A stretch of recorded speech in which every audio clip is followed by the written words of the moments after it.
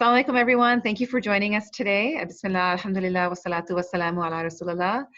Today, we are going to talk about how to be an ally in light of domestic violence. So we have with us Salma Abu Ghudairi from Peaceful Families Project, who is a licensed professional counselor in private practice, specializing in couples counseling and the treatment of trauma. Her passion includes the prevention of relationship and mental health issues and integrating spirituality into prevention and treatment approaches.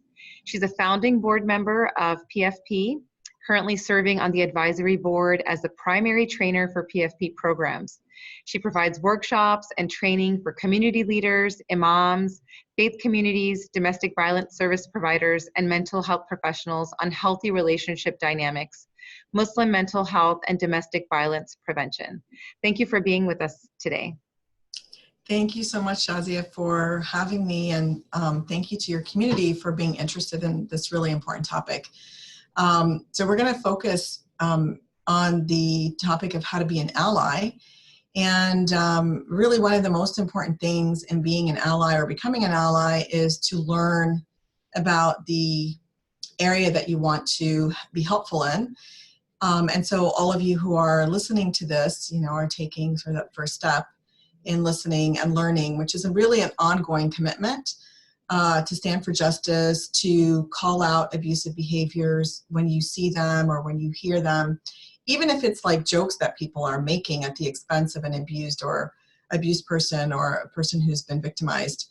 So we'll start by talking a little bit about the prevalence of domestic violence and very briefly about definitions, and then I'll talk about kind of why it happens and some of the ways that religious texts have been misused or even abused, we could say, and then wrap it up with some practical tips. So the Peaceful Families Project, in conjunction with Project Sakina, did a survey in 2011. I posted that link on your Facebook page, so you can look at it more in depth. But to our knowledge, that's the largest survey that's been done in the Muslim community to date. We had 801 respondents, both male and female, mostly with college degrees. It was an online survey, and 53% of the respondents reported experiencing some form of abuse at the hands of a family member. So that could be a parent, could be a sibling, a spouse, or any other relative. And 30%, so 1 in 3 people, reported experiencing intimate partner violence. So that would be at the hands of a spouse or a fiance or a boyfriend, girlfriend. And when we're talking about domestic violence, it's really important that we remember that it's much broader than physical violence. It's much broader than the kind of the obvious physical abuse that's hitting or pushing or shoving or pulling someone's hair or throwing things at them. Because really the more commonly experienced forms of abuse that affect all of us are verbal abuse in the form of name calling and insults, emotional abuse in the form of threats, intimidation, and isolation. We also asked on our survey about sexual abuse, which includes any kind of forced sexual behavior or sexual harassment, including being forced to watch pornographic material. We also asked about financial abuse. So there's a really wide range of behaviors. And the common theme there would be that if one person in the relationship is using any one of those forms, any one of those control tactics to control the other person's behavior. So a common question is, why does this even happen? It doesn't really sound like behavior any of us should be engaging in, and why is it so common? The greatest risk factor of being abusive is having witnessed it or experienced it growing up. And so we know that it's a learned behavior. The good news there is that if it can be learned, it can be unlearned, and we can learn better behaviors. We know that there are cultural and social norms that reinforce abusive behavior and that even perpetuate it. So when we are silent and when we encourage people to be silent about it, we're covering it up. When we put responsibility on the victim instead of where it belongs, which is on the perpetrator, when we have a lack of accountability for people who commit abuse, when there's a lack of understanding of the long-term damage that is sustained by people who are being abused, and not only the individual, but the family, and there's a huge financial toll that occurs to society as a result of domestic violence. And then, in faith communities, it's very common to misuse religious texts to justify and perpetuate abusive family dynamics. And so that's what I want to talk about next, because we have in the Quran and in the model of the Prophet, peace be on him, a beautiful preventive model that when we look at the Quran, we really need to look at it as a whole. And we often find people, taking out bits and pieces to kind of support their bad behavior. But when we look at it as a whole, and we look at the Quran as illustrated by the life of the Prophet, peace be on him, then what we find is this model that really teaches us how to live with each other in a way that's really respectful, that's grounded in sort of this idea that we're equal as human beings. There's no one better than another one, other than in terms of their righteousness, and that our religion really uplifts the qualities of compassion, mercy, rahmah, and justice. And so we are also prohibited in our religion from harming each other in any way, whether it's by calling each other names or making fun of each other, which is very clearly prohibited in Surah Al-Hujurat, chapter 49, verses 11 and 12. Even the kinds of behavior that we also include under domestic violence, like spying or being suspicious of each other, these are prohibited very clearly in the Quran, let alone behavior that is physically harming to another person. So unfortunately, though, we do have some mistranslations and some misunderstandings of some of the verses in the Quran as well as the Hadith. And these have often been used to perpetuate unjust family dynamics. So I'm going to talk a little bit about some of the key verses. I won't be able to really do justice to this topic in such a short amount of time. I did post on the Facebook page for the Sisters Committee a link to other resources, including an article that really goes in depth in explaining one of the most misused and misunderstood verses, which is from Surah An-Nisa, chapter 4, verse 34. Unfortunately, people even refer to that verse as the beating verse. And of course, that there could be really nothing further from the truth, because there is nothing in our religion that supports any kind of injustice. So there are those resources posted on the Facebook page. I hope that you'll take a look at them, as well as the Peaceful Families Project website, where you can get more in-depth explanations and understanding. So if we go back to the teachings of the Quran, one of the verses that I think is really key in understanding gender relations is from chapter 9, verse 71, where God talks about the relationship between believing men and women, and he defines that relationship as being mutual friends and protectors of one another. And he further defines that relationship as that we are basically working together, men and women, to enjoin what is right and forbid what is wrong. So right there, we even have this sort of description of a relationship where men and women are working as allies. They're working as a team to really establish what is right and good, and to get rid of whatever is wrong. And so any kind of oppression or injustice, including domestic violence, is something we have to be partnering up together to get rid of. The first verse in chapter 4, An-Nisa, really is critical in framing, sort of the way that we want to look at gender relations and family relationships between men and women. Because in that verse, Allah subhanahu wa ta'ala, God talks about creating us from a single soul. And so that establishes our inherent equality. And he emphasizes our mutual rights. It's not that there's one gender that has more rights than the other. We have mutual rights. he reminds us to reverence the wombs that bore us. And he frames all of that and reminds us about the importance of God consciousness, or taqwa, in our relationships. So our relationships with each other have to be grounded in our relationship with God, and our sort of awareness that he's watching whatever that we do. So the very same chapter, Surah An-Nisa, later in verse 34, is the verse that I referenced earlier, that many people, even non-Muslims, know about this verse and will try to use it to sort of prove that we know Muslims are, these violent people, and your Quran even encourages that. So it's really important that we understand this verse. And again, we understand the Quran by looking at ayahs in relationship to other ayahs. All of these verses come together to give us a model. And then we have to interpret the Quran in the light of the lived example of the Prophet, peace be on him. And so if we just very briefly look at this verse, it establishes the responsibility of men to be qawamun, which basically means that they are financially and otherwise responsible for taking care of their wives, and that they have to live with their wives, as we learn from other verses, with kindness and with fairness.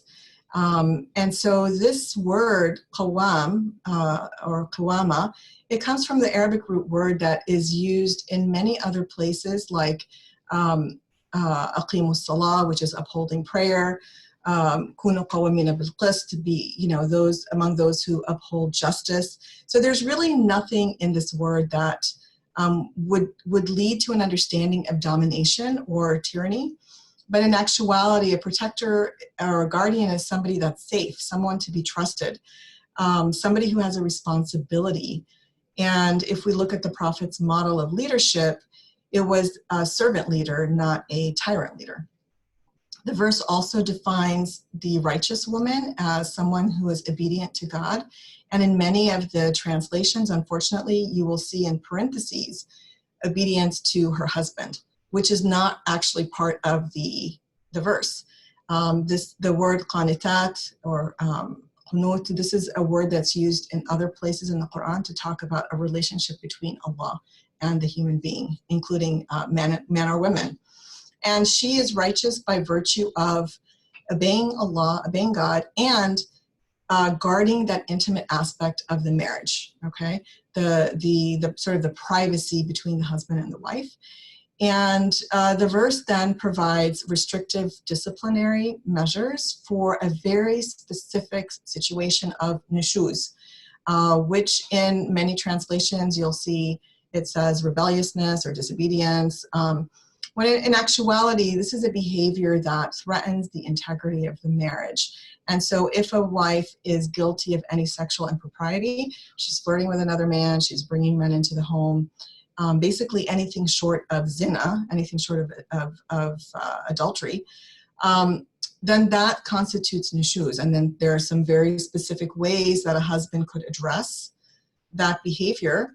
And at the time of the revelation, the steps that were recommended were pretty revolutionary, given a historical context when men treated women as property.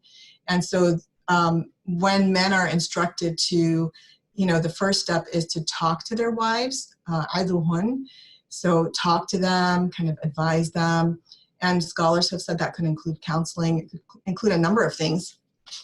That's pretty revolutionary if you used to think of your wife as a piece of property.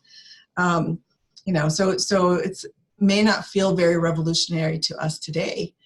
So that was the first step, but the second one is to abstain from intimacy, which again is to sort of highlight the severity of the behavior that's happening. And finally, the third step, wadribuhun, has been interpreted in a pretty wide range of ways, from separating from your wife to chastising her, to tapping her lightly, to beating her. And the beating part, unfortunately, when you read this word in English, beating is a very severe kind of hitting. And that goes against everything that the Prophet ﷺ ever taught us, which is that we cannot harm or hurt another person. In the hadith, he says that a Muslim is one from whom others are safe from their hand and their tongue. And he himself never hit any of his wives or any woman or any child.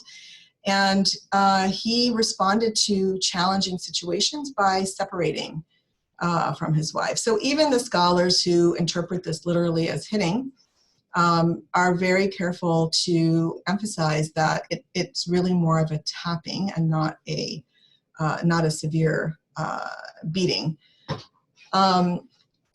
So again, I would encourage you to do your own research, to do more research on this, but we have to understand the Quranic injunctions properly as one of the key ways of changing dynamics and changing the culture in our communities so that we don't accept any kind of injustice or oppressive kind of behavior in a marriage or in any other relationship. So people often want to know, what do you do when someone that you care about is being abused, whether they tell you or whether you see it. The first thing is really just to listen. As the Prophet, peace be upon him, listened to the woman who came and complained to him about her husband. And she is sort of honored and documented. Her story is documented in Surah Al-Mujadila. And he, responded to her as he did to all the people who came to him with their, personal struggles and personal problems, without judging or blaming and with compassion. He didn't actually have, a clear answer, and the Quranic, verse came, recognizing that she had come and had this discussion with the Prophet, peace be on him. So first step is to really listen and to suspend judgment. Sometimes we don't even mean to be judging, but our questions can reflect judgment and can make a person feel really bad if we ask, well, why? Well, why do you think your husband is hitting you? That's a very judgmental and a blaming kind of a question. And so we really need to pay attention to that and suspend those kind of questions. We want to offer support and remind the person that nobody deserves to be abused, no matter what is happening, no matter, what kind of marriage problems might be happening or family problems could be going on. Abuse is never the solution, and it's never justified. Even if I do something that makes you really angry, you don't have the right to respond by beating me up. You could decide you don't want to talk to me anymore. You could decide that you want to maybe give me advice, or you could decide that you don't want to have a relationship with me, but you have a choice of how to respond. And so, perpetrator can't blame the victim that, she made me do that or he made me do that because of their behavior. It's really important to keep that in mind. And then we should ask the person, again, the first step is listening. So what are we listening to? We're going to ask this person, what do you need to feel safe? What do you need to feel supported? What would be helpful to you from me? It's always a good idea to provide resources. People may or may not use them right away, but it's good to have them handy. So it's good for everyone to know the phone number to the domestic violence hotline, which is a national crisis line, 1-800-799-SAFE, SAFE. There's a local domestic violence organization in Houston called DIA. I've also posted their information on your Facebook page. And of course, if somebody is in imminent danger, you're going to skip all the steps and you're just going to call 911 right away. When you know somebody who's in an abusive relationship, it's really difficult sometimes to just be with them and hear what's going on with them. It can be easy to get impatient and to start giving instructions like, why don't you do this or why don't you do that? What we really need to do is be patient and remember that the person who's in the situation is the one that has to figure out what's the best option for them. You have to remember that, you might be the abused person in the relationship, but even though you're being abused, you probably still love the person that you're married to, or if it's the parent who's abusive to you, because that person is not abusive all the time, right? So if you have a relationship, you might very well love that person. So it's pretty complicated. Also, a person who's being abused has to, think about the cultural issues, the shame, the stigma. There's always a risk when you come forward as a victim. that you're going to be blamed for the abuse. And then the truth is there's often no easy solution. If your parent is abusing you or if your spouse is abusing you, the solution or the options are not really easy. You know, leaving a marriage is not easy. Figuring out what to do if your parent is abusive is really not easy.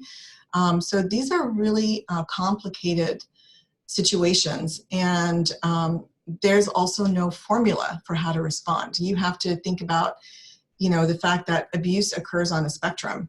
And so the way that you're going to respond if somebody tells you that my spouse is insulting me is very different from how you're going to respond if they say my spouse is threatening to kill me with a gun tonight, right? So you have to sort of pay attention to what exactly is happening. And it's always a good idea to consult with an expert. And that's where you can call, you know, like the domestic violence hotline or any kind of domestic violence organization that could kind of walk you through in that particular scenario what makes the most sense. What level of intervention is required. Always remember the basics, which are, you know, holding sort of that person with compassion, with rahma, you know, approaching and listening from a place of compassion and really paying attention to justice, right? Like where oftentimes we're very action focused. We just want to take action, but to determine what intervention would really be just requires thinking through the scenario and the multiple people that are often involved, right? So there could be the victim, maybe let's say is a wife and a mom, and then there are children. So whatever option this person decides to take is going to have an impact on the children. There are other relatives, there are community members. So, you know, that you really have to think through.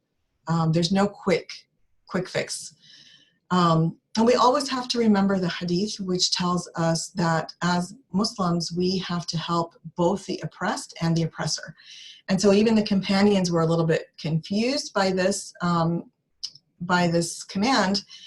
And they said, we know how to help the oppressed, you know, and maybe in those days they did a better job of helping the oppressed. I think we often tend to victim blame. But helping the oppressed, we know, you know, to how to help the victim, but how do you help the oppressor? And his response was by stopping or preventing that person from oppressing. And we don't often think about how we are doing a disservice when we cover up abuse and when we don't hold the perpetrator of abuse accountable. We basically are allowing that person to continue misbehaving, and in continuing to misbehave and to oppress or to abuse, that person is really paving a very bad path for himself or herself, not only in this world, but also in the next world, because there's a lot of severe punishment for those who are unjust and oppressive. So we're really doing people a favor if we try to interrupt the abusive pattern. So if I think about some tips for people who want to really come together and work as allies in ending domestic violence, the first thing would be to remember that we have to work across gender and ethnic and faith lines. Like we all have to work together. Believers, one of the qualities of believers is that they practice shura, or engage in mutual consultation. So anyone who wants to work as an ally has to be willing to engage in dialogue and mutual consultation to explore together, you know, as a team, what makes the most sense here? What are our resources? What can we actually do? When do we need to refer out? When do we need to bring in experts? What more training might we need? You know, so really talking about this together. And then I think it's really important that we recognize that this issue affects every single person in our community. It affects boys, it affects girls, it affects men, it affects women. It affects professionals, it affects people who are don't have an education, a formal education. It even affects our leaders, our imams. Anyone could be a victim or a perpetrator, and some people could be a victim in one relationship. So perhaps this is a woman who's being abused by her husband. This same woman could be a perpetrator. She might be abusive to her children. And so it's not like, you know, this always like a very clear black and white kind of thing. So we need to be aware of the complexity. Also, you know, a lot of times, especially if I'm the one as a woman who's talking about this issue, but even when men are talking about the issue, there's a lot of defensiveness that as Muslims, we don't have this problem. And men often get very defensive because, you know, the fact is that the most severe forms of abuse are committed more often by men than women. And that's really difficult for good men to hear. You know, it's difficult for men to hear. Nobody really wants to be associated with that. And so we really have to be willing to put our defenses down and to open our eyes and our ears to really pay attention. What are the realities here? And if I genuinely want to be one of those that upholds justice, then I have to really understand where the injustice lies. And I have to be aware that, you know, we have different roles in our families and our communities and our society, and some of us have more power and privilege than others. And the truth is that in general society and as in the Muslim community, men are often in a position of power and privilege. And they can use that power and privilege to really initiate, you know, sort of taking the lead on creating a culture change where we can have safer communities. The last thing I want to say is that, you know, we really should study the prophetic model, because he was a real man who provided a model of masculinity that included being gentle and kind, respect for everyone. He was a safe person that people could come and complain to. Women complained to him about all kinds of things, from financial abuse to sexual abuse to physical abuse to, you know, anything. And he spoke out in public and named those men who were known to beat their wives. So it's not something he was silent about. He didn't try to cover it up. And he specifically said that men who beat their wives are not among the best of us, and that he modeled, by being the best to his family, he modeled what is the best, you know, for us. And that's really for both men and women, you know, that we need to follow his model. So I just want to end with a key message, which is that I think it's important to remember that domestic violence affects every one of us. We're going to know someone who is a victim or a perpetrator, or we ourselves at some point in our lives may be either engaging in abusive behavior, or we may be a victim of abusive behavior.